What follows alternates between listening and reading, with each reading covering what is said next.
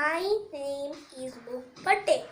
Today I am tell a story about two friends, bear and elephant. There was a big forest. In that forest, elephant and bear lived. One day they were walking in the forest. Elephant was so hungry. Bear looked at him. Bear think I want to help my friend. And then bear and he walked.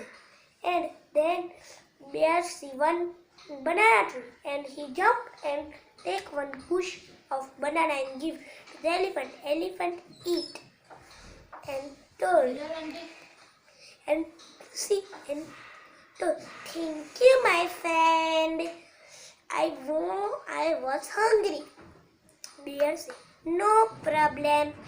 Then and to, and then after some time they went to the beach and the bear was so hungry.